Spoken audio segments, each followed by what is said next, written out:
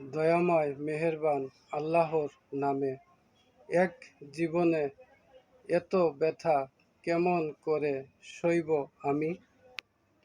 এই বাংলাদেশটা রক্ষার জন্য বাপ মা আপনজনের দুর্বৃত্তদের কারণে প্রাণ গেল।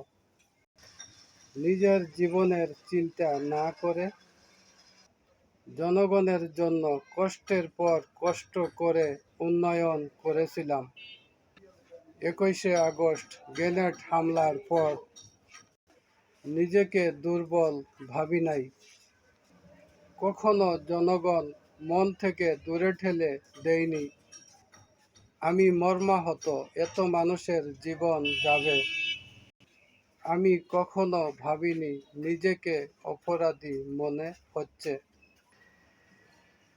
হে বাংলাদেশের মানুষ, আমি আব্দুল আজিজ, অতি সাধারণ একজন বাংলাদেশের মানুষ।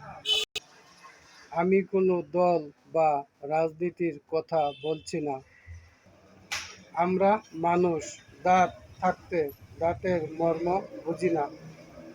শেখ হাসিনা এমন একজন মানুষ, বাংলাদেশের প্রধানমন্ত্রী, জনগণের জন্য উন্নয়ন করেছেন।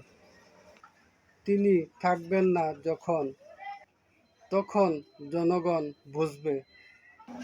এমন একজন প্রধানমন্ত্রী বাংলাদেশে হাজার বছরেও আর আসবেন কি না। ভালো লাগলে সাবস্ক্রাইব দিবেন।